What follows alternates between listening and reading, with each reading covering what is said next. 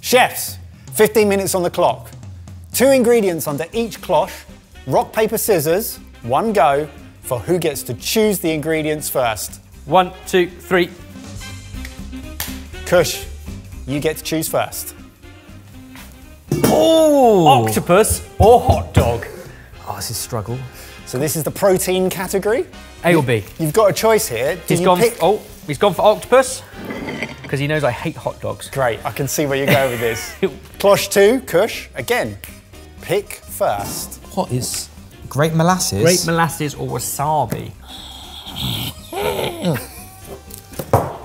Okay. Wasabi and octopus is beautiful, but wasabi and hot dogs is really, it must difficult. be bad, yeah. And under the third cloche, the fruit or veg category. Oh dear.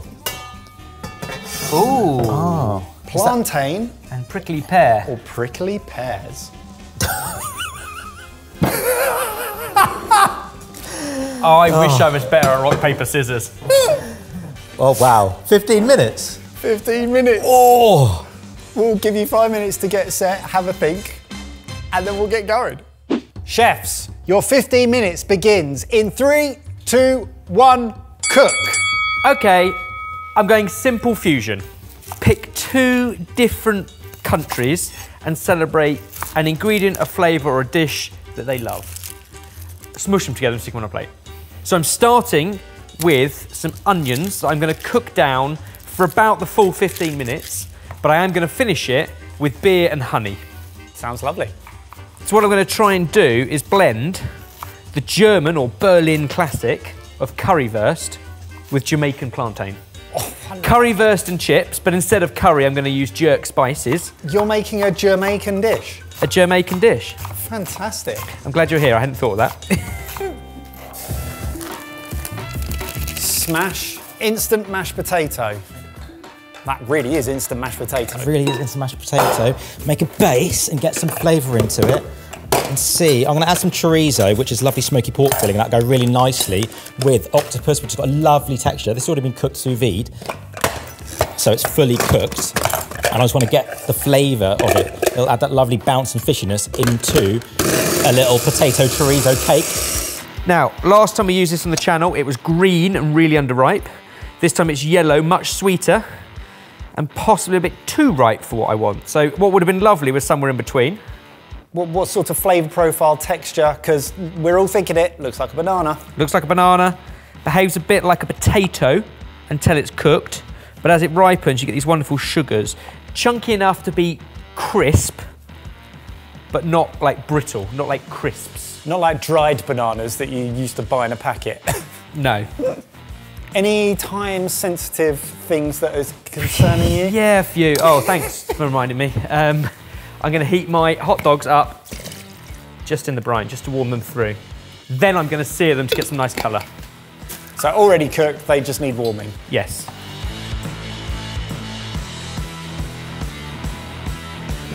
Octopus and chorizo potato cake.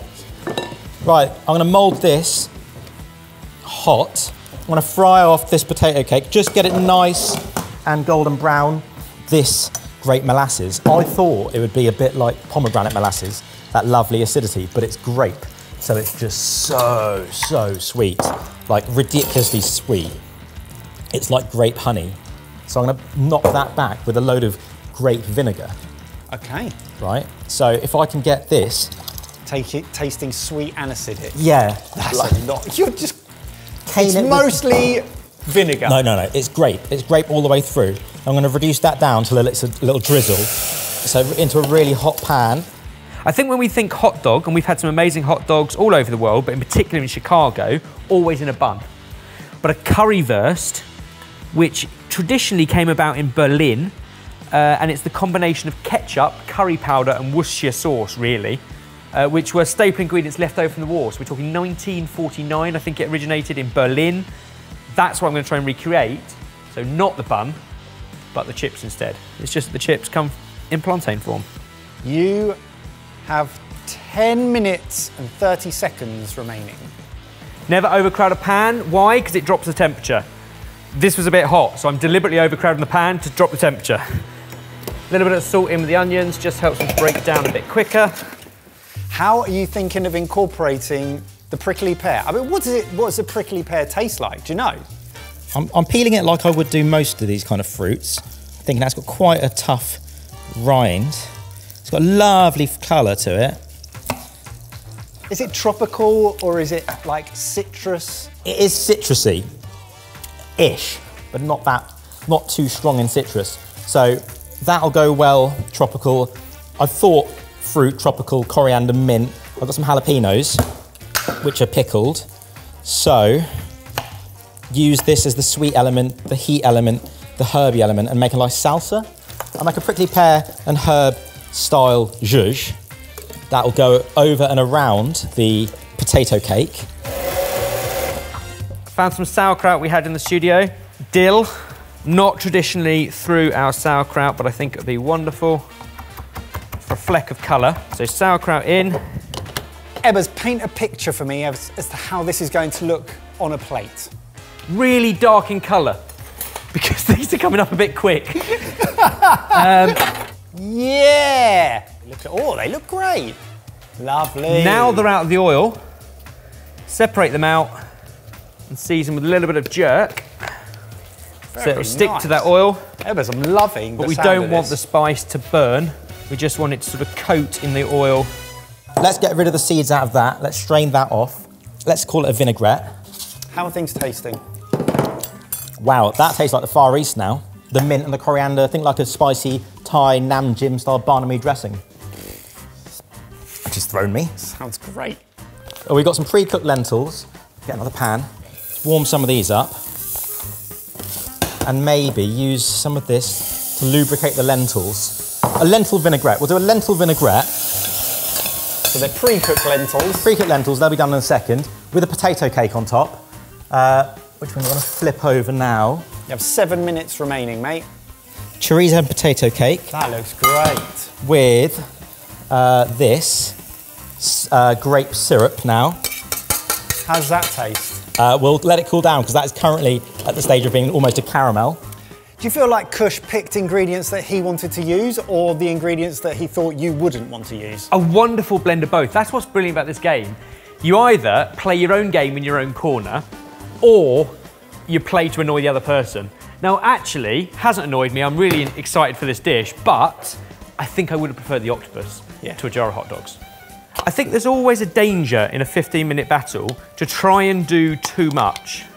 But sometimes there are classics that have been sold on the streets, like in Berlin for 75 years, that don't need changing. Or need combining with a completely different dish from across the sea. Like a condiment from Japan, you mean? You wouldn't want to eat it raw, so I'm just going to tiny bit of water to let it down, and a tiny bit of cream. You have 6 minutes left. Oh my goodness. In that case, nice hot dogs are coming out into a nice hot pan to get some sear. That will taste nice now. That's done. Very sweet sour dressing. Herby vinaigrette. Needs a bit of pepper. It's got a bit of spice in there. I don't want to overload it. For the plating, I think I'll make a chorizo oil. While I've got the time, let's put that in the side.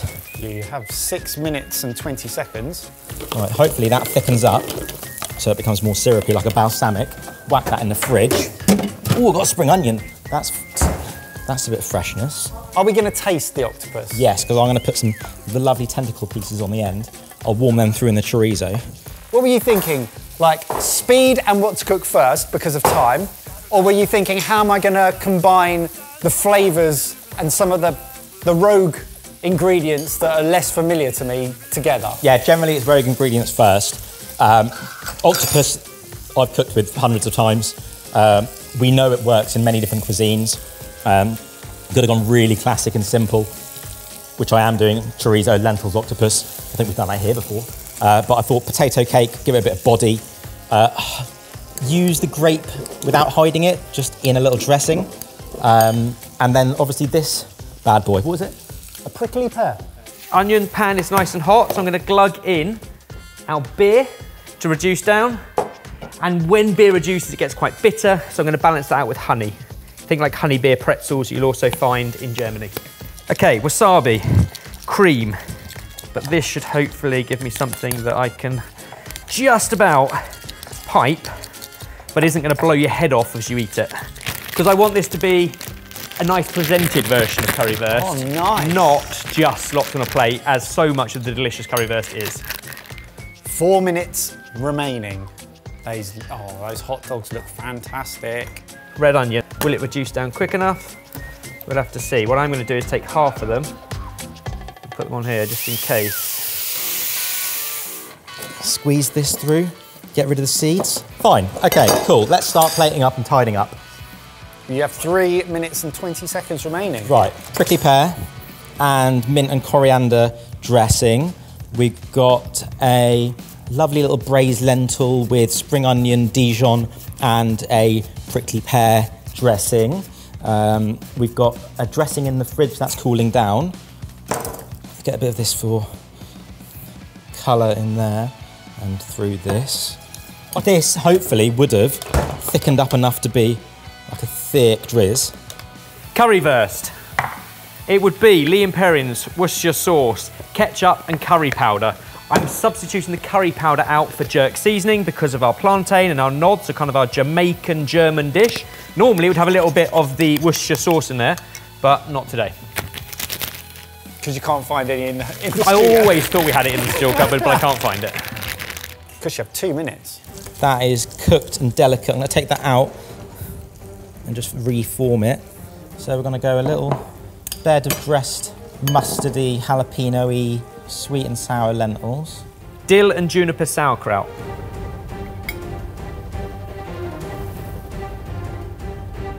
Boiled and griddled hot dogs. Octopus burger on top. He's got time to plate.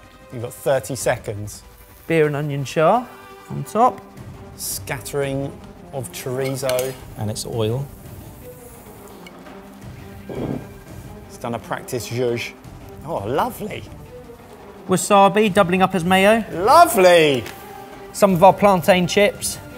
They would be a little crispier if the plantain was a little more green. 10, 9, 8, 7, 6, 5, 4, 3, 2, 1. Sorted. I mean, I'd be over the moon with that. We'll see. Chefs, wonderful work. Very interesting to hear Barry's judgment, but let's get these into the sexies.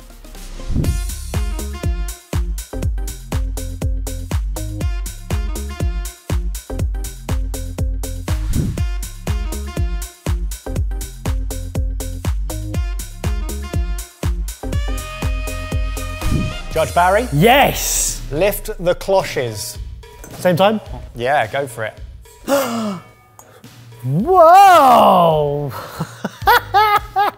So in front of you, you have a Jamaican currywurst with jerk seasoning, Yep. plantain, Oh, wow. Okay. and an octopus burger on a bed of lentils with chorizo and gastrique. Wow. We are definitely in a chef battle. We are, aren't we? There's no chance normals could ever have made this. Right. Dig in. Currywurst. This is a sauerkraut of sorts. Yes. Embellished. Hello. Good thing I like wasabi. Because that is punchy. The sweetness along with the nasal spiciness of it works really nicely together. That's an exciting sausage. Plantain fries. They're not very good fries, but as fried plantain, absolutely delicious. Only thing it's missing is a bun. Currywurst and Jamaican plantain? Yeah, but I feel like the sausages need to be in a... Not like in that. Chicago. I'd like that in a bun. The onions are absolutely delicious. They're as sweet as they are bitter. They're wonderful. Amazing to do that in 15 minutes. So let's move on to the octopus burger. Okay, reset. Ooh, reset taste buds. It looks great. What does it taste like? So the ingredients used here were octopus, grape molasses, and prickly pear. That is absolutely delicious texture-wise. The cake, the lentils, and the chorizo, they work beautifully together. The molasses brings a sweetness as well that this really needs. That's your your drizzle, your gastrique. It's so chefy in that outrageously balanced, and it again it builds. I think it's time now. Please pass judgment and pick, importantly, the loser of today's battle. I like how in 2024 this has flipped. I think this dish definitely had the more challenging ingredients to create a dish, and therefore I think visually you can tell it's a bit more of a scramble of an idea. This one looked spectacular. My favourite and the winning dish for me is a dish that I thought was the tastiest, and I want to go back and finish the plate, which has got to be the weird sausage dish. That is Ebbers. I'm quite surprised at that. I know. Quite surprised at that. I'm surprised. It was less. I think it was less chefy. It's less chefy. That's very sophisticated, but that's the one I want to polish off. You can polish off my sausage whenever you That's want. not what I said! Oh my goodness. Great I think that's what you time just to said. say thank you for watching, like and subscribe, and see you next time. Exactly what you said! This month, we're challenging ourselves to cook up more meals at home because we know that it's better for our planet and for our pockets. And speaking of our pockets, if you cook 10 Sidekick recipes in May, you will automatically be entered into a prize draw to win £1,000 cash. So let's get cooking.